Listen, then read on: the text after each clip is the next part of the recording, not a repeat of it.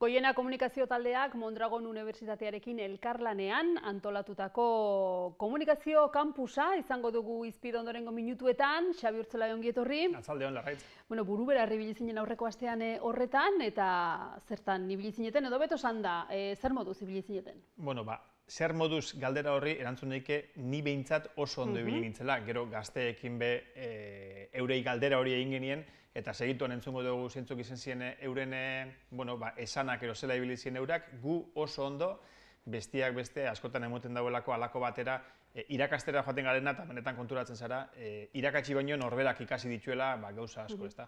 Bai, ez da, gazte hauek adituak dira zenbat eta zenbait gailurekin eta tresnarekin. Bueno, zer da astean zer egin duzuena komunikazio kampusa izanik, bigarren edizio gainera?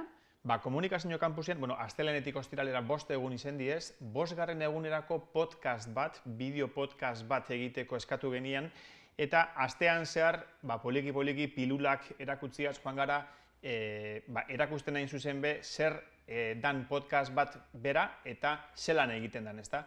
Astelehenean bertan, lako bideo aurkezpen batzuk eta egin genituen, lehenengoko egunetan, garrantzitsua izaten dalako, hain zuzen horixe berori, ez? Aurkezpen bat, aste osoa egingo dugu elkarrekin, pixkat ikasleak edo gazteak kasu honetan euren artean apur bat ezautzea, eta gube nor garen eurei esatea. Eta gero, aste artean Goienara etorri ginen, hemen bizitak iratu bat egin geuen eta bigarren zatian fotokazetaritzara gerturatu ginen apur bat, argazkiak ataratzen ere ibili zirenen gazteak Arrasateko kaleetan, eta asteazken ostegun eta ostiralean, UESiko fakultatean izan ginen, gehiago ostiralean aurkeztu behar zituzten podcast horietara begira. Bueno, gazteak diozu, behin eta behin gogoratuko dugu, DBH lau, batxilergo bateko gazteak direla, hau da 16-17 adin horren bueltan, ezta? Hori da. Eta zu maitxulanetan neurri batean, baina ez bakarrik adituak ere izan baitziren, ezta? Bai, batetik, Unai Portilla eta Idoia Laidalga izan dituten neurekin batera, ez dakit nik irakasten, ero begirale lanak, ero pixkat, euren eskutik pixkat astea igarotzen, eta gero adituak izan ditugu. Batetik egoaztenean gazteako esatari Ainhoa Vitoria Arrasatearra izan zen geurekin, ark irakatsi zien apur bat, zer dan podcast bat, zer dan bideo podcast bat, eta gaztean aspaldian egin duten apostuaren berri eman zigun Ainhoa Vitoriak, eta idea batzuk eta hasi ziren pixkat gidoiarekin lanean, eta ostiralean egin beharreko lan hori pixkat bisualizatzen, ezta?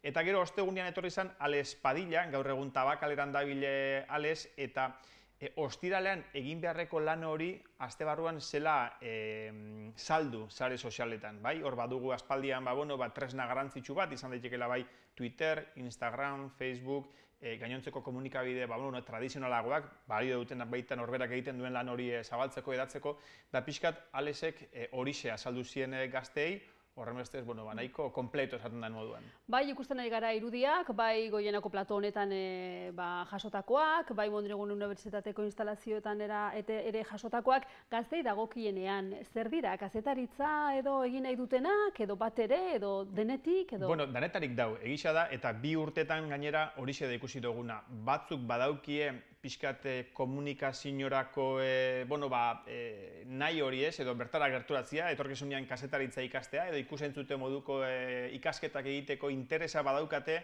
eta oso modu egokia da, ez? Apostu hori egin aurretik, erabaki hori hartu aurretik, ikustea pixkat, ez? Zerekin egingo duten topo baldin eta unibertsitatera joaten baldin badira ikasketa horiek egitera. Eta beste batzuendako kontrara, aste diferente bat pasatzeko aukera, beste zerbait berria ikasteko aukera, eta horrexegatik izan dut Larraitz, danetarikoak topatu ditugula. Eta jaso duzue goiena.eusen, egunero, zertan ibili zareten, eta nondin hor ibili zareten, ezta? Bai, hori da. Aurten, eurak pixkat gehiago utzi ditugu lanean eta euren saltzan, horren beste, ez dugu esango molestatu gabe, baina bai, apur bat, lanean utzi ditugu eta gehu saiatu gara, argazki galeria batzuk eta pixkatze sareratzen, kamara aurrean jarritugu hainbatetan, eta hortan ere ohitu dira dagoeneko, baina zentzu hortan ez ditugu nahastu nahi izan, eta Goiena komunikazio taldiak goiena.eusen badaukagu kanal bat, bertan joan gara egunez egun erakusten zertan ibili dien, baina zentzu hortan lasaiago. Jaso dituzu, ezta, eren adierazpenak behin kanpusa bukatutakoan, zer zioten? Hori da, ez dakit zenbaterainoko, zenbateraino balitxo dauen, oin ikusiko dugun honek, gu geu aurrean geuzelako galdera hori eitzen, ezta, zer moduz pasatu duzu, zelan ibili zarete, geu gazen hori grabetan. Baina nik uste dut, naiz eta geuk grabatu, bideo honek erakusten dauela, adierazpen hauek erakusten dutela, txarto ez direla ibili, inondik inora.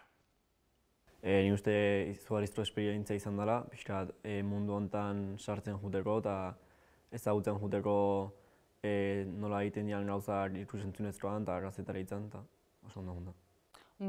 Aste honetan oso gustura egon naiz, naiz eta Bizkaiatik etorri eta izan buseko ordu eta erdi etortzeko, nire ustez merezi du pena etortzeak, ze niri ere asko gustatzen zait ikusentzunezko komunikazioa, orduan ez dakit. Pasatzeko aste bat udan ez dago entxarto. Espero nauen txapa gehiago, egiz esan, bastante ameno. Oso ondo, para esa parte, ondo, baina bestela bai, plan eduki aldetik eta espero nauen olako zehose. Astia joan da oso ondo, oso divertigarria, eta espero nagoena baino beto. Ondo joan dela esan dute eta batzuk urrutitik etorri dira gainera. Bai, Zailatik etortzen zen egunero nerea, Manes kontrara Hernanitik, Debago indarrak ere izan ditugu, tartean Arrasatearrak, danetarikoak, egia da, beste urte batzuetan, iazko edizioan baino lagun gehiago etorri direla Debagoinetik kanpora, eta Zailatik egunero etorri behar da Aretxabaletaraino, edo Arrasateraino. Zalantzarik gabe. Da zerrak gehien gustatu zaiena edo? Horixe da, geuk eurei ere galdetu diegune izan kamara aurrean jarri ditugu, kamaratzean, editatzen ibili dira, telebista platoan lanean, realizatzen, gidoiak prestatzen, gauza mordoen dituzte, baina eurak honetxekin geratu dira. Nahi gehien gustatu zaitana izan da, pixkat ezagutzen jutea mundu hau, eta lotxak rentzen jutea kamaren aurrean egoten eta horrelako gauzak, eta pixkate jarritea ze gauza egiten dian, bai irratian edo kamarekin nora erabili kamarak. Sare sozialak eta atzo, laugarren egunean ingauen eguna, izan zen gehiago guztago jatena, eta gero kamara aurrean jartzea da gehiago guztago jatena, danetatik. Kamara atzian dauen lana, ni kamara aurrean, ez nazo oso gustora sentitzen eta kamara atzian, kamaratzean dagoen lan dana gestionatzen eta guztago jat. Argi dago, norberek aukeratzen duela, lanbide honek hori ere badu, kamara aurrean, kamaratzean, hainbeste alor dituelako. Bigarren edizio izan da honakoa, Xabi, hirugarrenik egongo da? Esango neuke baietz, baina gisa da ez naizela nor aurreratzeko, oin balorazioen ordua iritsiko da, pixkat mailaren bueltan jarri eta ikusi zer dagoen hobetzeko, zer moduzko astea izan dan. Guk bada espada, galdera egin diegu gazteei. Hau, gomendatuko zenieke zeuen lagunei eta hoxe erantzuna. Gomendatuko nioke, ni uste zalantzan balin bazaude mundu honetan sartzeko edo, ni uste asko harritze izula ze gauza egiten dian eta erabilgarria izan daitirela etorkizun batean hau irasi nahi batzu, pixkat ezagutzen juteko ze gauza egiten dian, eta orduan izugarrizko esperientzia izango zala. Nik bai, gauza asko ikastu duzu, gauza ezberdina gainera, eta oso divertigarria da. Ez da txapa asko, oso praktikoa. Bai, azkenean da udan zeo zeitzeko, hori azteko, ondo pasetako egiten duzu lagunak, o gutxienez ezagutzen duzu jendia, zure ingurutik aparte, eta ikasten duzu gauza berrizak, inoz ez datuzela gaizki, eta azkenean ikusten duzu zure etorkizunerako guztetan jatzun guztetan, sakondu biezun gehiago, ez? Gomendatzen dute, eta gainera honek badu beste kontu bat, komunikabidea bera gerturatzen dela gazteengana, ez da, bada ailegatzeko modu bat? Hori da, batetik, ez talako bape erreza, 14-16 urte bitarteko gazteengana iristea, eta halako ekimenekin guk ere badaukagu aukera hori, ez? Pixkate, geuk dakiguna irakatzi bai, baina apur bat eurak nondik nora dabiltzen ikusteko aukera, eta horrekin batera komunikazio kanpusak badauka eurekin elkarlanean egiten den proiektu bat dela, eta hori oso positiboa da, horren bestez, ia datorren urtean 3. ikusten dugun. Ea, horrela den, Xabi, mila esker. Horrela, Hurrengora arte.